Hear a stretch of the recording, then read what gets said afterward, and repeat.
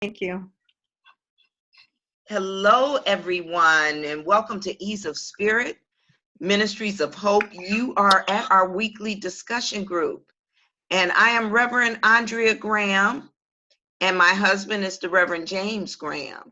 And we're very, very happy to have you. We're happy to have the people that are already here. We're happy to have people that are on their way to sign in, and we are happy to have anyone that might hear this video after we have done the broadcast. So welcome, welcome.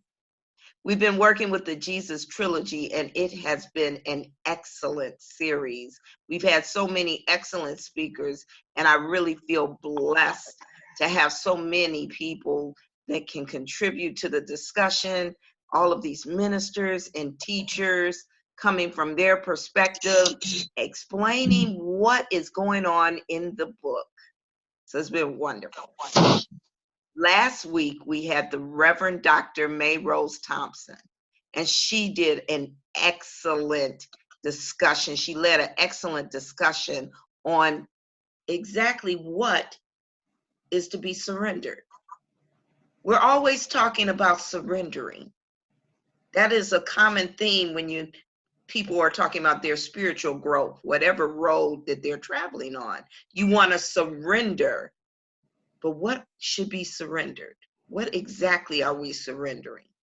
And I know that we must surrender thoughts of lack, thoughts of limitation. We need to surrender our unforgiveness. We need to surrender any ideas of anger. So that was one of the things that I think should be surrendered, but I'm going to let Reverend continue to talk about surrendering. And tonight she's going to be talking about surrendering the I. Now I'm going to ask everyone, and I probably will go about muting people as I hear background noise. If you believe that you have background noise, please mute yourself. And if you feel as though you want to speak, unmute yourself and speak. And I thank you. And so with that, I'm just going to open up in prayer. So let's just take a moment to still ourselves as we recognize God as the one power and presence, that everywhere evenly present power of absolute good. Now just take a deep breath in.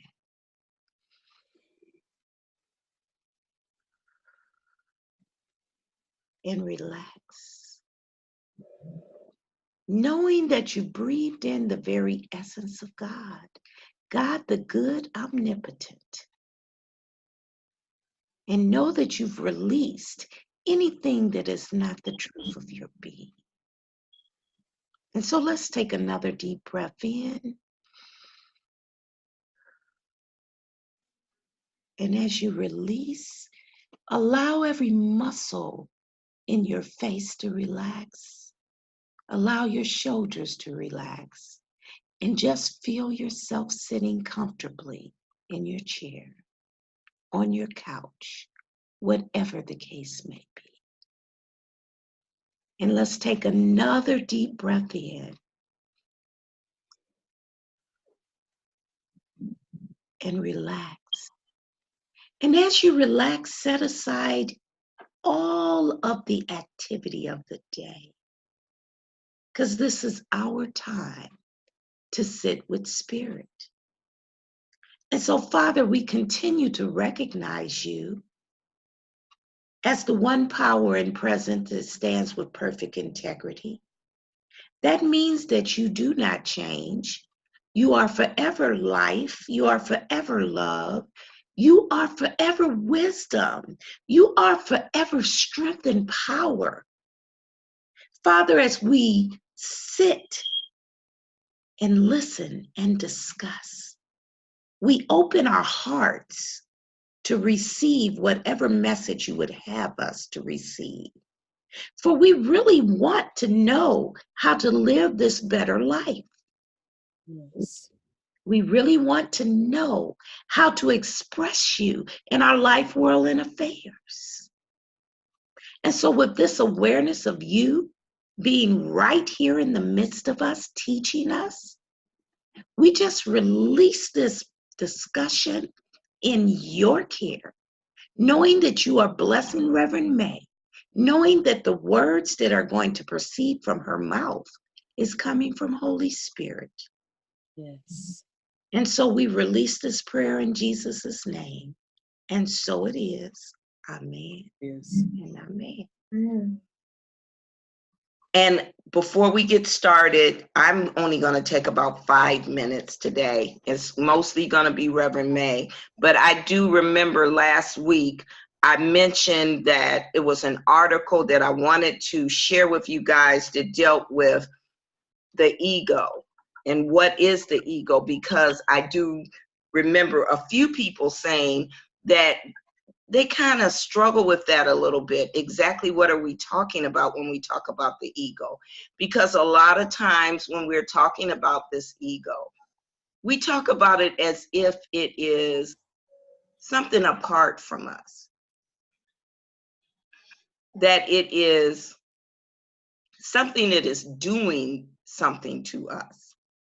So we want to be clear about exactly what this ego is. And really what the ego is. Now I'm taking this from an article, is called The Spiritual Awakening Process, and it talks about the ego. And really what the ego is your own ideas about yourself. Let that soak in. When you have error thoughts about yourself, that is the adverse ego. But let's not get it twisted. These are things that you are doing to yourself. This is a recording that's rewinding in your mind that may be telling you that I'm not worthy, that I'm not good enough. The ego is not something that needs to be destroyed. And this is what this article is saying. But we know that the ego needs to be spiritualized. The ego is actually a part of your personality. And there are certain aspects of it, when it is spiritualized, can be adequately used towards your divine purpose. Understanding that we all have purposes and a divine purpose. There are things that you can do that even though someone else may do something similar, they cannot do it the way you do it. You are a part of this puzzle that makes up the entire kingdom. We are all one, and we all have a role to play. Just like your hand is a member, your eyes are members of a whole. And so that ego, when spiritualized, can be used for those purposes. But we do have to get naked, and someone is. Thank you, Lisa. It's wonderful to see you, my girl. Okay, she says, yes, that's a perfect explanation. So as we work on ridding ourselves of all of these error thoughts, of memories that no longer serve us, about what happened in yesteryear, as we start to release these things, we strip ourselves naked and realize that we are spirit, perfect, whole, and complete. And we operate with open hearts of love. And when we do that, we realize that we are one with each other, and not just one and the same. I am not my brother's keeper, but I am my brother. For we are one, just like I and the Father are one. And so with that, I'm going to release it to Reverend May. Oh, I thought you were going to do the daily inspiration. Okay, I'll go. Oh, we can do the daily I inspiration. just didn't know if you were going to do it or not. I am not. Jim, do you have the daily inspiration? He will do the daily inspiration. After Jim does the daily inspiration, Reverend May will go ahead on and she will continue with surrendering the I. Okay, the daily inspiration for today, September 26th, is choose forgiveness. Martin Luther King wisely advised we must develop and maintain the capacity to forgive. He who is devoid of the power to forgive is devoid of the power to love. There is some good in the world, in the worst of us, and some evil in the best of us. When we discover this, we are less prone to hate our enemies. While forgiving someone can sometimes feel more painful than the wound inflicted, let us avoid any temptation to spend valuable energy plotting and planning how to get even or in any way attempt retribution for some hurtful or heinous act. Let us instead commit to surrendering our hurt feelings, anger, or animosity and turning to spirit. Let its love heal and comfort us. Pray always for a clean and loving heart, one free from all negation. Pray to overcome the human tendency to hold on to perceived wrongdoing. By doing so, we live in peace and harmony with the world. And Romans 12:19 states, "Beloved, never avenge yourselves." I found that particularly the one line that if you can't live, then if you can't forgive, he who is devoid of the power to forgive is devoid of the power to love. I found that's the line that struck me most there as I was reading that. Any other comments on the DI for today, or anyone get any aha revelations through that reading? If not, Just that we need to continue to surrender. I thought it was apropos that's what. Very apropos, yes. Yeah. Okay. With that, you can take it to Reverend May now. Okay, well, good evening, everybody. And just to bring you up a little bit, we talked about surrendering the I. And so today we're going to talk about what is surrendered, how you do that, and why is it so difficult? Why is it such a problem that people have letting go of some things that are really not good for them? And of course, if it's the I that we do surrender, what are they really talking about? And Reverend Andrea just explained it quite a bit here. But now remember, we did define what surrender was, just what it is. Why it is difficult, because people feel that it's a situation where you're giving up or giving out or something that you lose. And we're taught to be winners and we're taught to have this and that. And so when things come up and we have to let go of some things that we feel are initially a part of us, we don't really want to do that. I also brought us up to the reality that in all of our lessons from February up until now, every one of the sessions have been about surrender. And I remember when Lisa was talking about the seven chakras of the seven churches, she did get to a church that was really about surrender. I can't remember, was it Sardis or Laodicea, but I know it was really necessary to get to that part where you are surrendering. But then I came to the point where in the kingdom come, Reverend Ed Tolley, in his addiction and his surrendering to being detoxed, he was fine until they told him he had to let go spiritually. And then he was ready to cop out. He said, "No, I'm not for the spiritual stuff." And they felt like, you really don't understand just why that's necessary. You need to have the spiritual understanding. You need to have the spiritual surrender. So then I have that definition that what it is, and it says spiritual surrender is a key skill that will serve you greatly as you continue to ascend into a higher levels of love, light, and truth, embodying your highest self more fully. Now, remember when we talked about the egotistical situations that we found that Jesus was dealing with when he went on the path to surrender these things? He got to some point of difficulty, and we were amazed at how many times that ego really stepped into his ministry.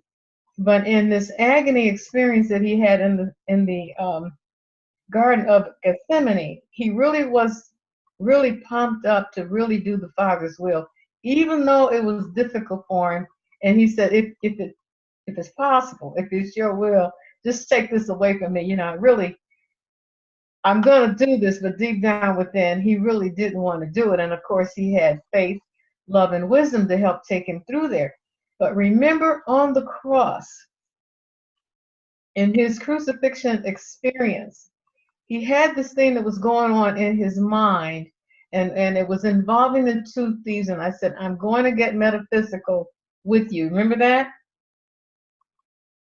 Oh, everybody's muted. They can't say anything to me. Yes, everybody's muted and Okay. except for me. Okay, remember. We're muted.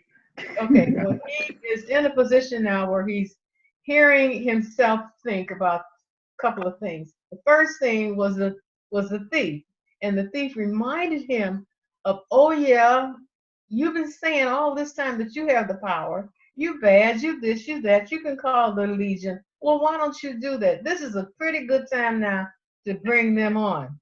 And then the other thought he was saying, because he was trying so hard to surrender, was that, don't you see this man? It really is a good man. He's really not thieves like us. And he says, you will be with me in paradise today.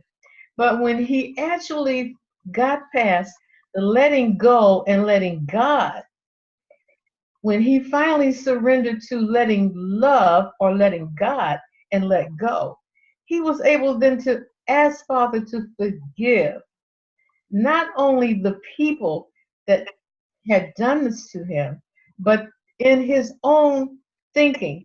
He wanted to surrender that thinking. And then, of course, when he was able to do this, then he was able to say, Father, unto you I give my spirit. And we know that after that was done, he was taken from the cross. He was taken to his place of burial. He also then awakened and was resurrected, and then he ascended on the day of Pentecost. And when you see this, surrender, spiritual surrender is key, a key skill that will serve you greatly as you continue to ascend. So this means that just as Jesus went through all of these things in his mind, and he finally got to where it was finished, and he arose, and then he ascended, we do too. But it takes this spiritual surrendering to do that. And then it says here, what is the true meaning of the surrender in the spiritual context? It says true surrender flows from true renunciation. And we talked about that as well, because it said the final thing that Jesus surrendered to is that there is no absence of life. Death, old age, and sickness has no power over us. So we can then renounce it just as he did. And it has to be done because we cannot move on to our pure expression of our creation unless we do it. And we had this to talk about his mission. Anybody remember what his mission was I gave you last week? He had a mission and a gospel. What was his mission? Okay, I'll give it to you again. Jesus' mission was that he was here to help us connect our thoughts with the true sense of thought. Our thinking has to always be at the same level of value of the Christ consciousness. And that became his ministry. In his gospel, he said that when we do that, when we're able to have this surrender in the spiritual way, this true spiritual context, then we then become God incarnate. Everything about us is moves in pure spirit, just as we were created to be. Any questions? Not yet for me, Reverend. Oh, okay. So now then it says here, what is it that we need to surrender? And on page 170 at the bottom of the page, it says that the I must be surrendered. Surrendered. It must be laid at the feet of the Father. You offer the I up or surrender it to God. It has to be done that way. It has to be done that way. And it says on the next page that when we cannot do this, then at this time the ego still has not really been spiritualized, and it is moving in a false sense of self and not in its true sense of what we really are. But then again, it's important because I remember Reverend Charles say, we don't get rid of the ego. And I had someone here today that was talking about that. Well, do we just give up the ego? And no, we don't, because it says in every moment, the false self can coexist with the true self. The false self exists as thoughts about yourself, while the true self exists as the experience you're having, including the experience of thought.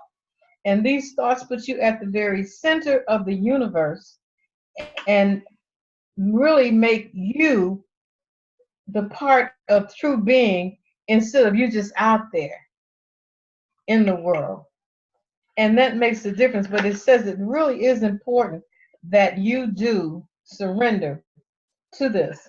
But it says on the next page that identification with the false self would not be a problem if living as if you were in the center of the universe and you were having a present and effective way of life. It would be okay if it worked, but it didn't, and it doesn't. Because remember the first night when Reverend James was talking about this and he was telling us about the software. He says, when you don't update that software and you don't continue what you need to do in life to spiritualize it, if you're constantly letting false things or garbage or whatever you want to call it get in there, that's the kind of stuff that's going to come out. So that means that you've got to make sure that you're on the spiritual level with spirit all the time in order to have the software printing out and bringing up in your consciousness the right kind of thinking.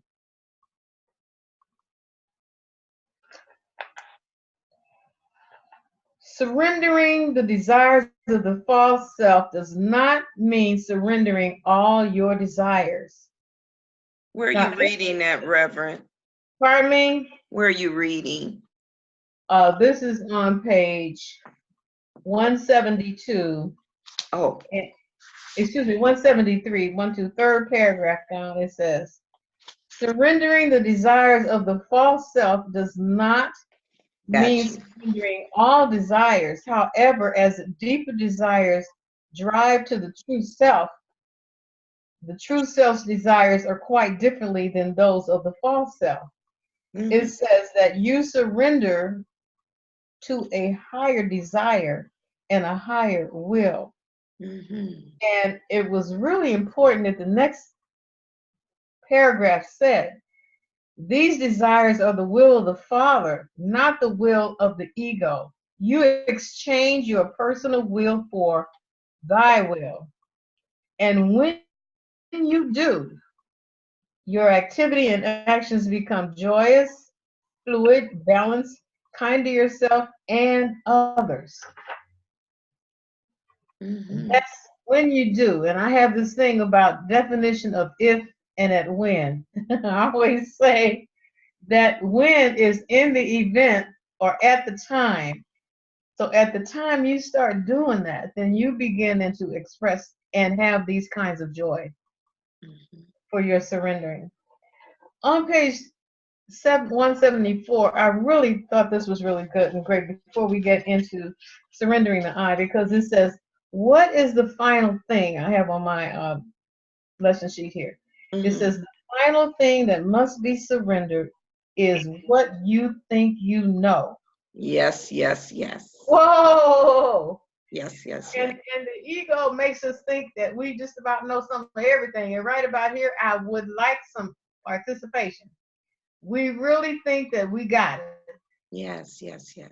You want to talk about it? Because that's a Well, very Reverend, I actually want to back up a little bit. I didn't want to interrupt, but you were talking about surrendering, and the scripture popped in my mind that I die daily. oh, And it dawned on me that this surrendering process, we are in the process. I really believe everybody here is in that process of surrendering. I believe that. And we're in the process of letting go this sense of self, this idea of what we think we are when we may be going through whatever craziness we're going through, where we think we don't have enough, where we think we may have the pockets of the caucus. that is very, very true. But when we think that we're the one in charge, and I mean, I find that Yes.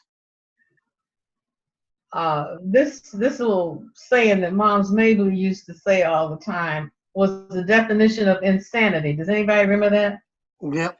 You want Doing to the same thing over and over and expecting a different result. Did she come up with that? I didn't know that. We say It's that what? all the time to this day. But see, sometimes if you are in the ego or in the false self, this is what happens. And I know some people, after you work with them, especially if you're a person that is even giving spiritual counseling, or even with our children, and you help them to get out of situations and help them understand that, really and truly with God, all things are possible. And that I can do all things through Christ who strengthens me. And they embrace that. Sometimes they can say one word or a sentence, and they're right back where they were. Yes. In fact, we even know it about ourselves. Is that right? If we're honest with ourselves, even though we feel like we have surrendered, it's still something not quite surrendered to in spirit that puts us right back there, and we keep doing the same thing over and over and over again, and we keep wondering why we keep getting the same results. Well, I've never believed that I've completely surrendered, but I have believed that I've surrendered in certain areas more than. That's right. Also, one of the things, am I live? Yes, ma'am. Well, yes, sir. One thing you have to realize is, especially for men, we are raised from the time we are 5 years old to take charge. People expect a man to take charge. And I know it may sound chauvinist, and a lot of times women say that men are a certain way, but you have to realize we were raised to be in charge. Our fathers always told us, you got to take charge, you got to do this, you got to do that, you're responsible. What is expected of a man makes the idea of surrendering his will a negative thing, according to what he's been brought up to believe. So it's very difficult for a lot of men to release and do that surrender, because it's contrary to what has been the information that has been taken in all of their lives. Even though you say it may be a spiritual surrender, you can say what you want, but for most men, it is very difficult to let go of the idea of being in charge, because being in charge means being responsible, and men are always taught that they should be responsible. And I'd like to add, because Reverend was talking about letting go of this idea that you know something. That goes along with the idea that you want to let go of the idea that you're in charge. Because in order to be in charge, you must believe that you know the right thing to do. You know, you must believe that you have this higher knowledge if you're in charge. Well, you got to let go of the idea that you know. And as I talk to actually work with metaphysicians, I always say that's the one thing about metaphysicians. We want to know everything. And as we grow spiritually, we begin to think we know everything. So, you know, yeah, the idea, the more you know that you don't know. But you remember when we were defining surrendering last week, we came across those things that, like a Reverend was saying, we're taught that surrendering is giving out, giving in, and we don't like to feel that we're giving in. And today I went back online because I was looking for some quotes to put in part of this, you know, in this class about surrendering. And everything I got was like, it made you feel like you're weak if you surrender. That's right. You are weak. And I think I came up with one. I don't know if I kept it, but it was just only one that really made any sense. And I just say, oh my goodness. But see, it makes you feel like, okay, I surrender, I give in. And so you don't want to give into that kind of thing. That's a different type of surrender. And that's the reason why the spiritual surrender is so much more what we need to know to do to work with. Yes. And when we go on with this, it tells us really why. And I was really surprised that out of all those quotes I was looking at, practically every one of them was like, don't you give in. Nope, that's the, No, don't you do that. You know, it was just, no, you can't do that. So then, what do we do then to surrender the I? Which is what this lesson is about tonight. How do we surrender? And what are we going to do if it's really what we need to do in a hurry? And on that first page, it says, one of the things that you need to do is pay close attention to your thoughts. Yes. Pay close attention to your thoughts. And I have them down here. If most of the time your attention or thoughts are all about you, I think you sing it in the key of me. Me.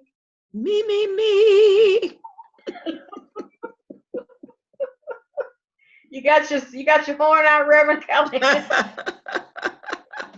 If all you do is sit and think all the time about what you're doing, why you're doing it for you, it all is around you. I have here that, is there a dialogue between you about you or the things important to you? Yes, I hear you, Reverend. Anybody want to say anything in connection to what she's saying? Because that's a definite question that we need to ask. What are the thoughts that's going through our minds? And is it always centered around you? Yes, they are. I mean, the fact of the matter is, if you are honest with yourself, 90% of your thoughts are going to deal with you. And the other 10% are going to be with dealing with the things that affect you. So that's generally what most people think about. The idea of taking your thoughts off of yourself is one of the most difficult things that people can attempt to do. That's why, it's why we work so hard at it. And, Reverend, when we were talking about the idea of a man surrendering or just anyone surrendering in general, I think that if you can imagine this image, which is what comes to mind, if you've ever moved a dresser up to a third floor apartment, you and a buddy carrying it up the stairs, sooner or later, you're going to get to that landing where you're going to have to set that burden down. Mhm. And that's Well, what that surrender is. There's nothing wrong with setting that burden down and gathering your wits and your will and your strength so that you can finish what you're trying to do. And surrender, to me, spiritual surrender is allowing yourself to set the burdens down and allowing Spirit to infuse you with whatever energy, whatever you need to continue through with what you have to do. So that, I use that as a metaphor for spiritual surrender, as opposed to the idea of just bending the knee and giving up. Mhm. I want to ask a question about surrender. Because James, I just heard you say something, and I know I'm going to contradict that statement, and you're going to agree with me. Okay. You just said, what I heard you say was that we always are thinking about ourselves first. That's not true for me. It's The not true first- for me either. The first thing that happens, and I know this is true for you also, James, that's why I said you're going to agree with me, is the first thing I think about when I wake up in the morning after saying my prayers and everything and giving thanks to being able to continue another day, is I think of what are the needs of my wife and all of my children. At different times in my life, different children will require more attention. And so the first thing I'm thinking about is, how can I help this child get through this day and realize what a great person they are?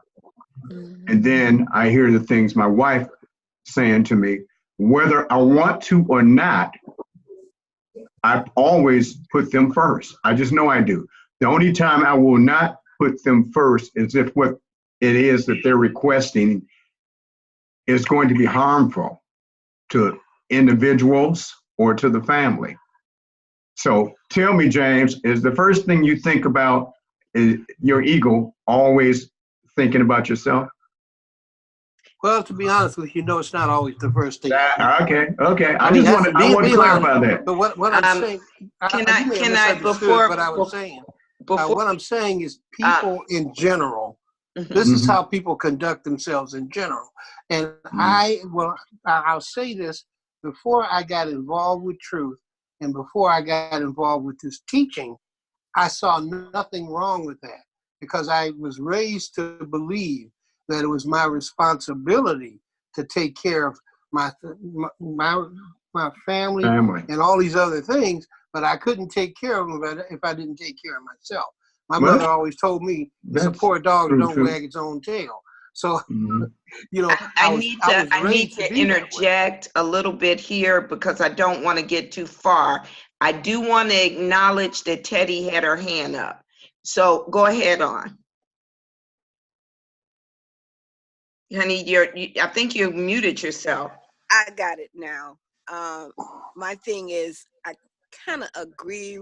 Well, I do agree with James with usually, I'll say for myself, and I'm thinking at this time, the ego has become somewhat spiritualized and give me the thought of do this first so that you can feel better after the experience of the choice that you have made. Going through life and making these decisions, most of the time they do come back to us or to me by the choice I made, and was it a good one, and how did I feel about the results of it. Majority of the time it was, and it's funny, how the perceptions of other people felt about it, but it was still about me first, and others respond to me or reaction to what I have chosen and looking at me moving through my experiences. But I do think with some thought, it usually is about your contentment at the beginning and waiting for the end results of it to give you a feeling of a high or low respond to what you you let yourself choose not yourself but others first. But it really is like, it's like 6 in one half and a half a dozen in the other with me. And once you know the truth of it, you do pick others first when you're serving. But it still gets back to what we get from God from serving, and with that spirituality of the realization of the outcome of it, it just works twofold to me. It works as the law of the universe. It works as you give, you receive. And it's like we're giving, not so much to receive, but that is the good of what we receive if it's being chosen to just serve first. But at the end results, when you think about it, this is just what I'm thinking. I'm not for sure if everybody gets what I'm trying to say. I get what you're saying, Teddy. I want to acknowledge, Reverend May, that Dan has her hand. Okay, go right ahead. And I'm going to be doing that. I just want to give you guys, because I don't want to miss anybody. Go ahead, Dan. That's good. Go right ahead. For me, I've been on a little journey lately, and I've been meditating, and I've been, studying and listening. And for me, I feel like I've got to start thinking more about me and what I'm feeling and what I'm thinking, so that I can bring myself back to God, so that I can bring myself back to that perfect peace. Amen. Circumstances and things arise around me, I won't find Amen. the midst of them, and I'll know that God is working it out. Because sometimes I get so far out there thinking about this person, that person. What do I do? What do I do? What do I do? So I lose me and I lose my peace. And I don't believe that's where God wants me to be. I think I'm supposed to rely on him to work things out. I'm supposed to be happy. I'm supposed to be that messenger that spreads that peace and love and joy. And I can't do that if I'm in the midst of the storm all the time. So I've got to get back to me, to my thoughts, to my feelings, to my words, my actions, and my reactions. Yes, that's a healthy way of thinking about that, Reverend May. Absolutely. Yes. Okay, now remember, is pay close attention to your thoughts most of the time. What is your attention on most of the time? And if it is on self all the time, right, then you are in that area in your mind where it's about you, and not really giving into a spiritual thing. You're still stuck in the ego. And it's not that you don't love yourself, and you do what you need to do to embrace that love in yourself, because you have to do that, because you don't love other people well if you don't love yourself. But it's saying that if you are constantly thinking about yourself and what you want, what you do, everything is centered on you all the time. Remember I said this, living in the key of me, then that is not a healthy place to be spiritually. The other thing is you are very important to you, and you need to be important to you. That's what Dan is saying. But if everything involves making life better for you all the time, everything that's going on is going on for you, that's not a healthy place to be. If you think about things and how it affects you and what you want, that's not a healthy place to be. So it's saying, it's giving you some ideas and points that if you find yourself in this kind of thing all the time, and there are people, I don't think we're talking about anybody in this group. I'm like the Yonah Van, somebody down the street, across town, okay? No, we don't know anybody like that. But now, if you're doing a self-examination and you are honest with yourself, or one is honest with themselves, and this is the kind of thinking they're doing all the time, then you are in the self-centered consciousness. Yes. I hate to interrupt, but Lisa has a statement she wanted to make to everyone. Sure. Lisa, she typed it in. I have a statement. But she must not hear me. Tell her she's muted. We can't hear her. She's muted. Lisa, you're muted. Okay, there she is. I'm just going to share a little bit because, I mean, surrender is just so multifaceted, I think. Yes, it is. That it's on so many levels of your life at the same time. You know what I'm saying? Oh, yes. Yeah, it's multifaceted, and you can be surrendered in so many different areas at the same time. It's like I'm in total surrender. I mean, it was a time where I would tell myself, because I was so engulfed in caregiving, that I didn't matter, that what my needs didn't matter, my wants didn't matter. It didn't matter, you know. Lisa didn't matter. What mattered was the responsibility that I had, and that was it. And it was profound. You know, Yes, and yes, it yes. took, I don't know, it's just so, it's hard to say of the me. I understand exactly what you're saying, Reverend. Yes. Me. When we're obsessed with the me, you are definitely off. And when you're on that extreme that I was on, where me didn't even matter, you're way off again. I think that there's a place of a balance Yeah. where you have to allow yourself to think about you and take care of yourself and do those things for yourself that's so very important, because you can truly lose sight of the me, you know, that Yeah. part that is truly healthy. And I don't Yeah. think It can get to a place where it's unhealthy.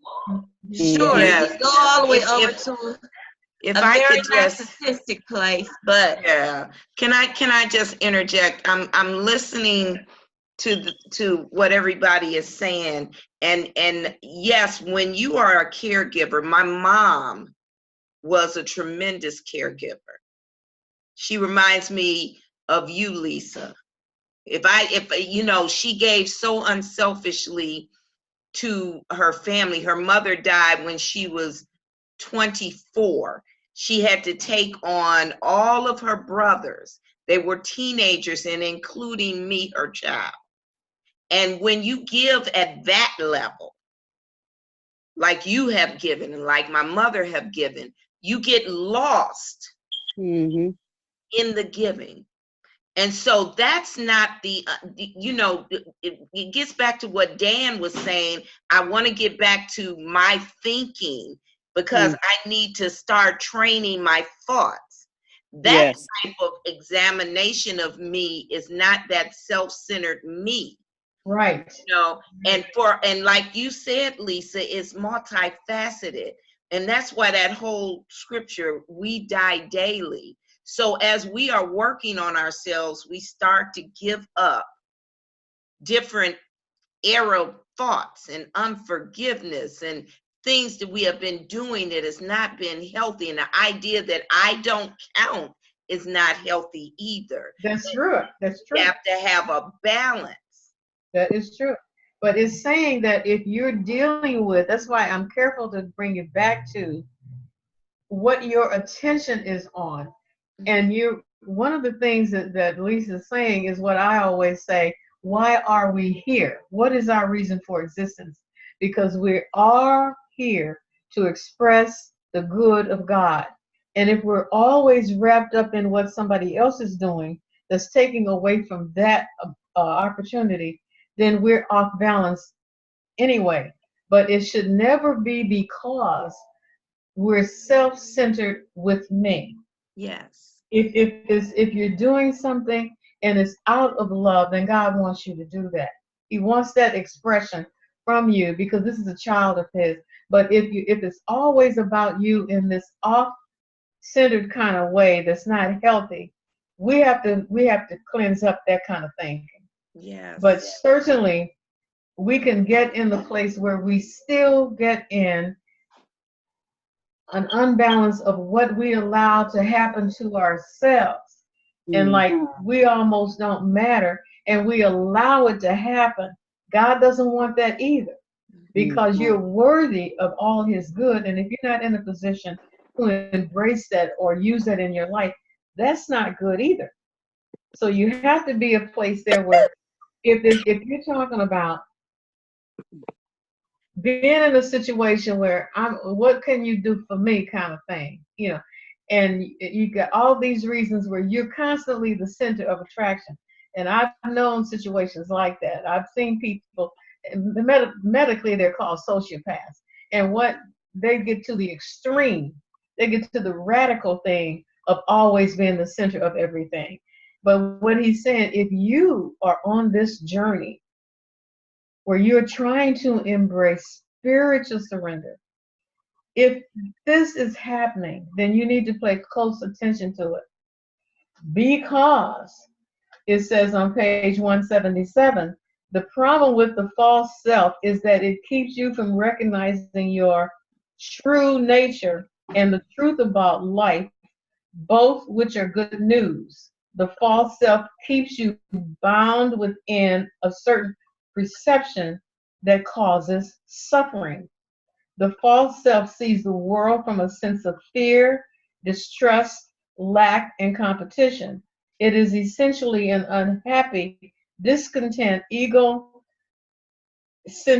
and fear self. And this is not what Dan was talking about. This is not what Teddy was talking about. This was not what Lisa's talking about. We're talking about that person that just sees everything for self. It feels like they're the only important thing in life, and that is unhealthy, and it must be surrendered. It must be surrendered. It's not talking about that ability to love someone, because we get further on into this. People who think this way all the time are imprisoned by the very idea that this is what they're supposed to feel. It's an erroneous way to think. So when we get in the position that we're thinking about things along that line, it's unhealthy.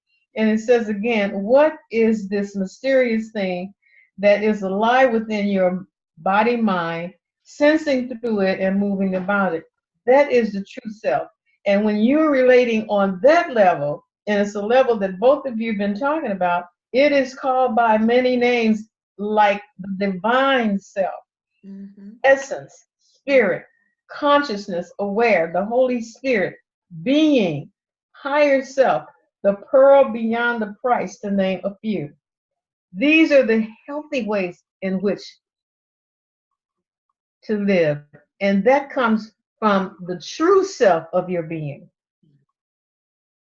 Yes, I agree with that. And getting back to this whole concept of it being a process, it says in the New Thought Christian, we are in a process of becoming.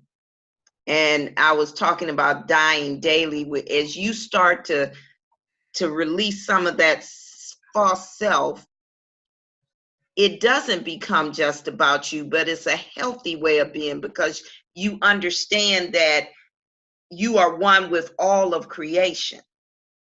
And then you can really go about expressing in the way you are according to the purpose that you have. This is true, because it goes on to say that when you really recognize who you are and what you are, you will respond in your life, your true being and your true self. Now, in what we believe, what do we say we are? I heard you a few weeks ago talking about that class you like by Octavia Shanklin. I think it's What Are We? What Are We? What are we? What are you? We are spiritual beings who have forgotten our spiritual identity. who in the confusion of experiences and time, we're coming into the realization that we are the living children of the living God. Okay, that's what we are. Then who are we? We're spirit. Okay. Okay, if what we are is that we are spiritual beings, then who are we? Oh, you're getting at we are God? I'm asking you. Well, I'm giving you the answers. I said we're spirit, perfect, holy, and complete. We're one with all of the all. And we are children of God, made in the image, likeness of Him. Is that right? Yes, yes. That's what we are. And when we know the truth about ourselves instead of this false stuff always trying to express, then we then reap the benefits of being that individual. Uh-oh. Hmm? I heard background noise. I keep clicking when I hear background noise.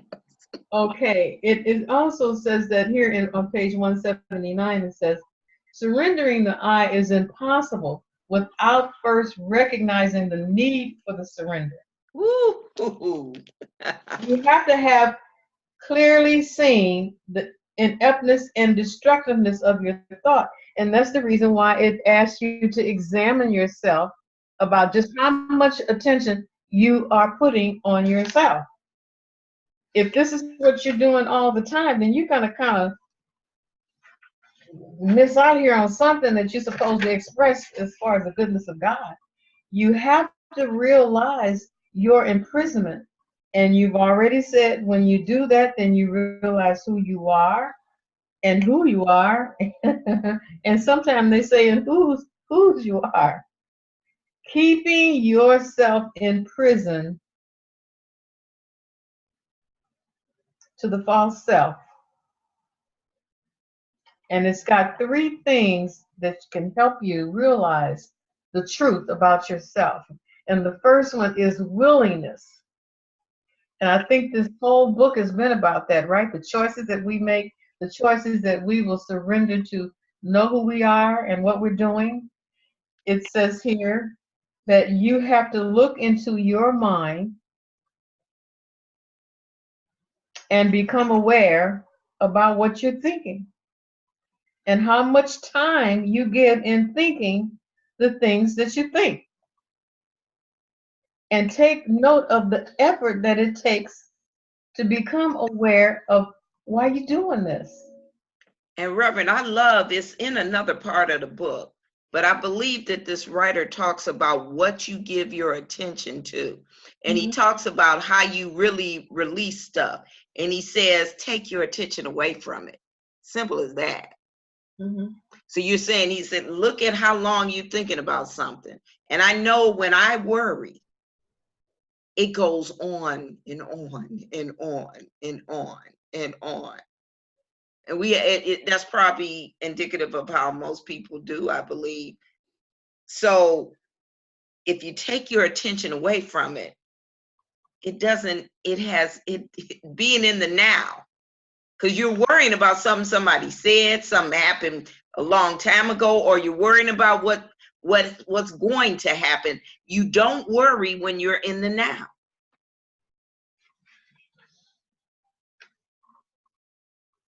Anyone else?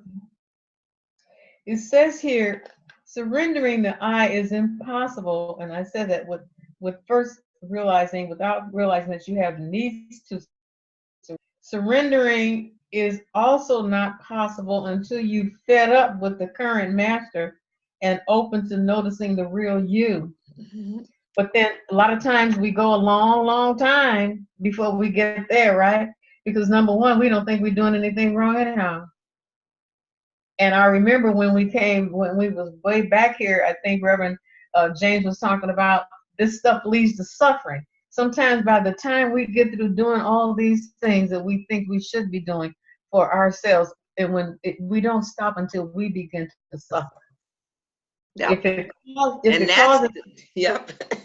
If it causes some discomfort, well, then we're going to try to, okay, now I'm ready for this thing. I mean, what am I supposed to do? You have the recognition at that time But look how long it has taken you to get there. Any comments? Yes, yes, it does take a long time to get there. Yes, But the thing is that you recognize that you're there. yes. And then you have the willingness to change. And I think that's what we talked about when we talked about lessons in truth. Mm-hmm. The first class is what? Bondage or liberty? Do you want liberty? Mm-hmm. Do you want freedom? Do you want imprisonment? Or do you want to have the good things that God has for you? Then that means in order to get them, we got to let something else go. If all these other things we're doing is causing us to stay in prison to the ego, to the unspiritualized ego, then how much do we want to be free? How much do we really want to let go? When do we stop fulfilling the definition of insanity?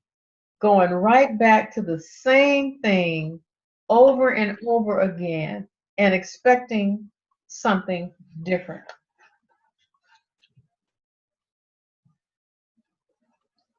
And it says the one thing that keeps you from making choices to change your life is fear. I remember somebody made a quote about Dr. King. I think it came up in the Daily Inspiration. And one of the things Dr. King said about love and fear, that you can't move, you can't rise with fear. And I remember that they have that acronym that fear is false evidence appearing real. It makes you think that you have no choices. It keeps you in bondage. You have no way to go at all. You don't realize that faith is really going to help you move into this. Once you're willing to do this, once you're willing to surrender this and move forward in spiritual surrender, you can do that with faith. And I found the acronym for faith is forever, always, I trust him. Yes. With capital H. Yes. Where it says again that fear is no power because it was never created. We're created in a spirit of love and not fear. And fear of change, even though you think you got it, you've been doing it all the time, it keeps you from moving forward. It keeps you in the cell where you are. It gives you no choice or no hope. It keeps you from leaving that egoic mind behind. It lets you go. You won't let it go. It says here on page 182, the key to surrender is becoming aware of your attachment. Don't ignore it. That's why they ask you to examine it. See if this is what's going on in your mind all the time. Because the key to surrender is becoming aware of your attachment, whether it's a thought or a feeling, and how much you want it to be involved and involved with you. Anybody caught up in a feeling, a special feeling, or a thought right now, and they can't seem to let it go, and it's taking them to all ends of the world? I've been there. I want to go to page 180 because this is what I was making reference to just a minute ago. It says a belief, it's talking about your beliefs, is a thought, and a thought can only remain in existence if you give it attention. If you give a thought attention, you breathe life into it.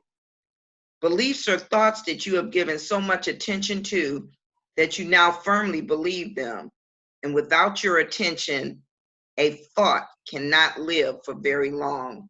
And without your repeated attention, a thought cannot become a belief. So, and then if you go down a little further, it says, furthermore, since you have to put your attention somewhere, when you withdraw it from a thought, your attention will breathe life into something else. This is why when Jesus made his mission that He taught us to connect our thinking with the true source of thought. And as long as we stay connected to our true source of thought, then we're right on key of every way we're supposed to think. That's it. So now it says here, when you're under the influence of these attachments, it's got you. And it just won't let you go. But it's still an illusion. It's still an illusion. And then it starts to begin to help you with some specific steps if you want to surrender. And says these steps are what you can do or not do, what is conditioned and what is automatic, which is to get lost in thought. So now when you're ready, if you examine yourself in any way, if you're there already, God bless you and I'm on my way. But I'm just saying, if you are there, fine. If you're willing now to show attention to these attachments that stand in your way to surrender, here are some steps, it's 1 through 8, to help you release some of these things. And I know not all of you may have books, but it's just too much for me to just read, but all of it. It says, notice that you get caught up in a thought, a train of thought, or a feeling. It's time now then to surrender it. Gently tell yourself to stop, pause, and make an opportunity to really think about it or surrendering it. Free yourself from it. Take a moment to feel that attachment in your body more subtly, energetically. Where is it located? Is it in your gut? Is it in your head? Is it in your throat? Where are you feeling this? And then explore it, examine it, and then prepare to bless it and move it out of your life.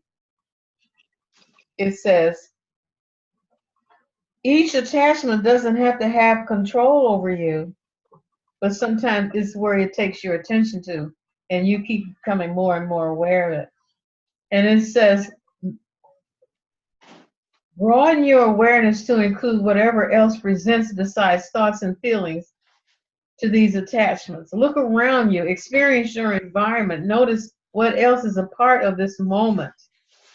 What are you aware of in your environment?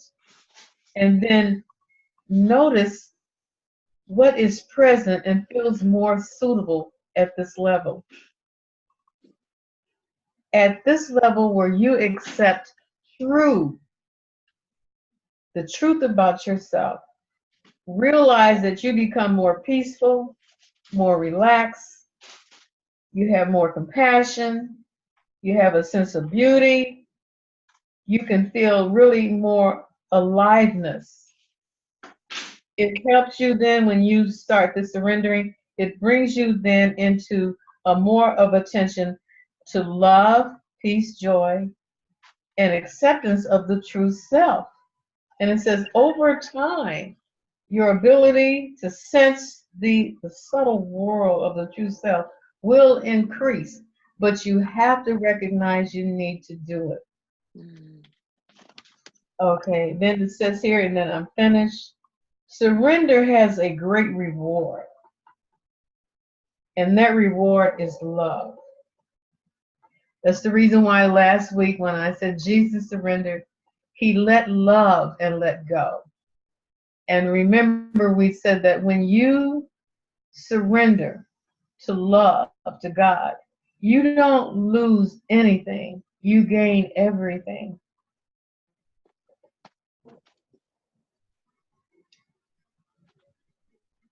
It's a great reward. And be sure that the real world, which has been there all along, awaiting for you to notice and appreciate it.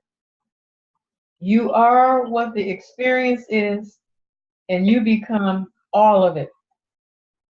In other words, you become in your true identity, and that's pure spirit. And that is what the gospel of Jesus was, that all men may become God incarnate. Have a good evening. Any comments, everyone? Anybody have some comments? We got a little more time. Yeah. I'm just curious. Our newest member, Bethany, of all of you, if you don't know Bethany, she's been trying to get in for a couple of weeks, and she was successful this week, and we're glad to have her. And I'm just wondering, Bethany, did any thoughts go through your head as you were listening to this tonight?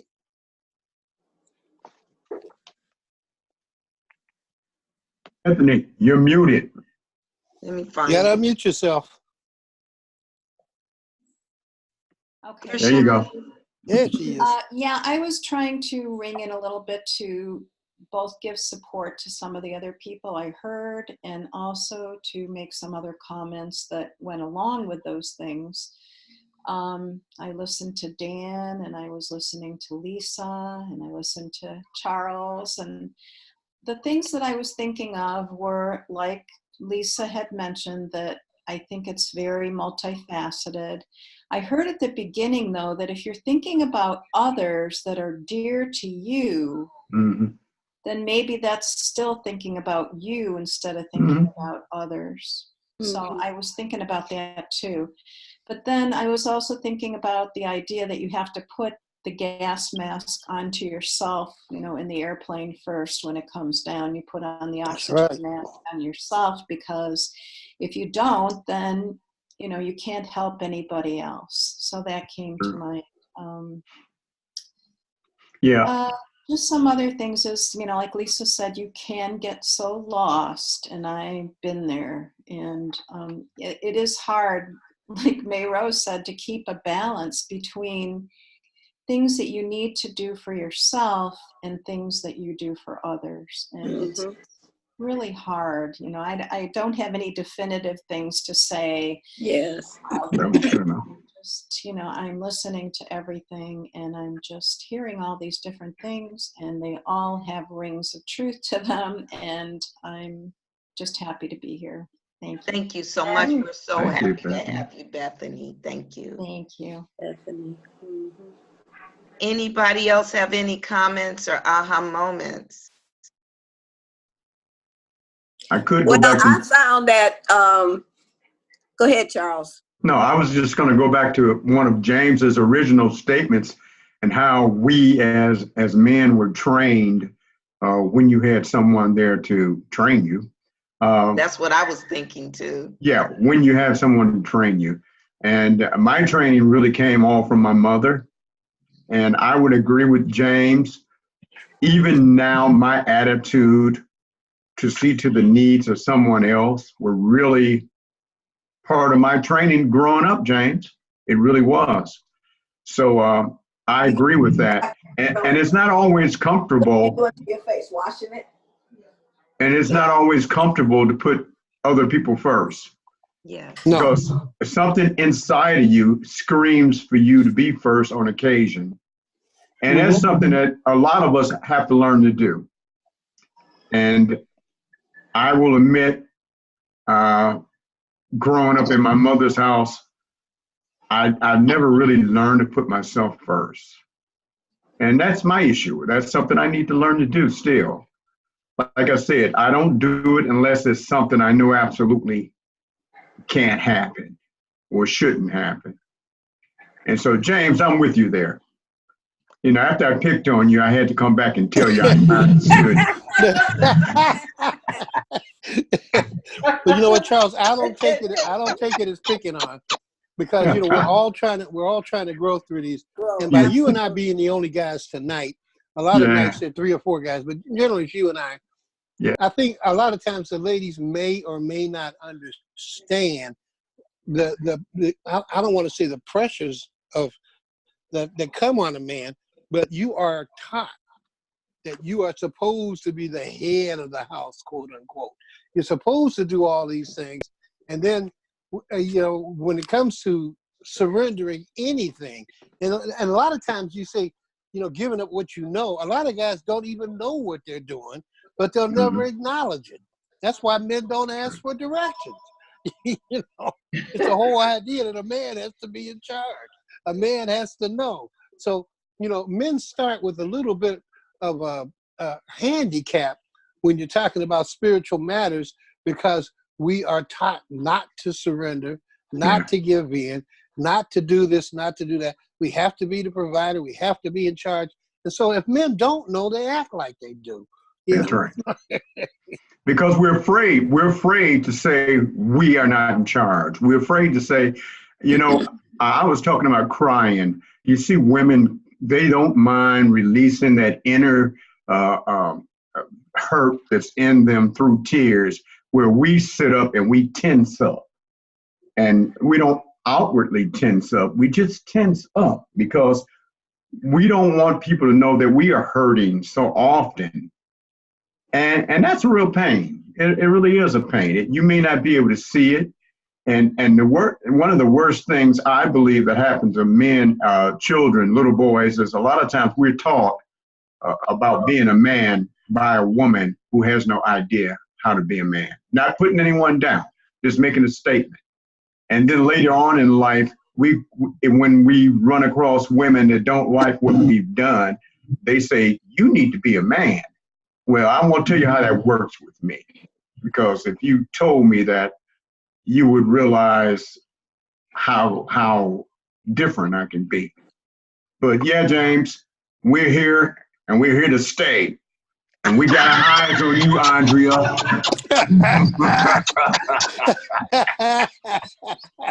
We got our eyes on you, Reverend Andrea. No. See, this is so brother. important, and we really need to get this message out to men.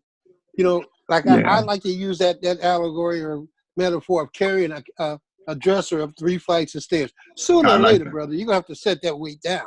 Yeah. And, it doesn't mean that you're weak. It doesn't mean there's anything wrong with you.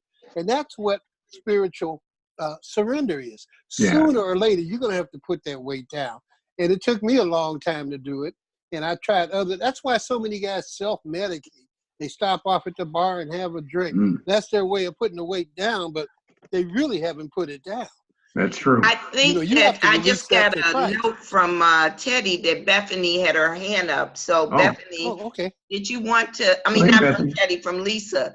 Did you want to say something, Bethany? Yeah, I just wanted to chime back in and say I fully appreciate where James and Charles are coming from. And I think we do need to acknowledge men's tribulations, trials and tribulations, as well as our own. And I guess the only thing that I wanted to add to that was that women, of course, always have their same things. They're different than men's, but we have our own things that we're expected to do, like, for instance, caring for others. And that's our trap, is getting lost in caring for others, because that's always the role that's put on us. That's exactly right. Exactly right. Yeah, what about the fact that a woman by nature has to, be the bearer of the family, where she's raising the children, sometimes without the man in the family, and the woman has to be the one that she's from one end of the spectrum to the other end of the spectrum, and she's having to carry this so much that she has to have that ego with her in order for her to survive. And when she does get a chance to sit down and breathe, and that becomes the only time that she gets a chance to release herself, because by nature, a woman has to do that. I agree at the same time. I agree, add on to Bethany, and I agree with what James and Charles are saying, because little boys, I've watched often enough where they're growing up, and the fathers, maybe they don't know better or whatnot, but in order for them to feel that little boy has to be strong to grow up as a man, I've witnessed too many men punching boys in the chest. Man up, don't cry, this and that. And I'm thinking, like, really? That's a baby? Are you serious? So it's just, I don't know, we need to teach each other better so we can do better. Well, that comes with the ego, Evelia. If we want to go back to the ego, people who don't understand try to train men on how to be men. But when a man doesn't know how to be a man, he thinks that what he's doing is helping that child, that boy child, become a man. but it Gotta be has to do with hard. the ego, you know? Yes. Right. That's all he knows. So, but James and I are we're gonna change that when we get our group together and we start this new group for men. Lisa That has sounds wonderful. Lisa's on here to chat and says she has something to say. Oh, your face is showing up. I see it. Lisa, got something to say? I think Teddy wanted to say something. I'll wait after Teddy. Oh, I just wanted to say, basically to move through that surrendering of who you really are is getting in harmony with your ego. And I have found the ego has really supported me in some of the things that it used to it didn't even recognize, and it doesn't give me such a hard time of being in the field of negativity or not knowing what the right thing is to do. With this spiritualization and the realization coming in to play with me and my ego, which I have learned to love a lot, just like within my Christ consciousness. And it just has moved me to a different phase of awareness. That's what I wanted to say. And I really appreciate this lesson tonight also. Lisa, was you gonna say something? Thank you so much, Teddy. Yeah, I just wanted to make a statement in regards to surrender. And it's just kind of sort of, I don't know, the way I see things, the way I have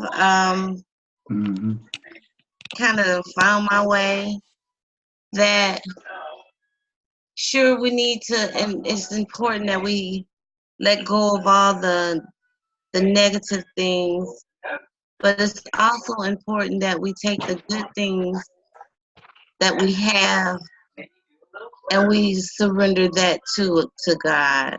Absolutely. I That we agree. take all I that agree. that is, yeah, that's good, and we just we just surrender that too. That's all I wanted to say. Reverend said that you have to lay the I at his feet. That is our entire self.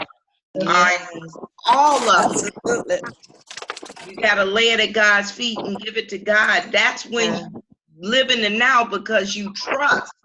You know that you're being cared for, that you're being supported by light. You don't have to worry about anything.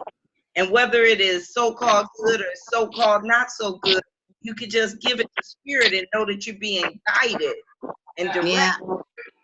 Yeah. Because I mean, in my experience, I was literally stripped of my adverse ego. I didn't have the experience of having to let it go. It was stripped from me. And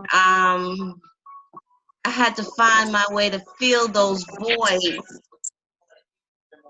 with God. You know, I didn't know where else to turn. And so I turned to scripture. Yes.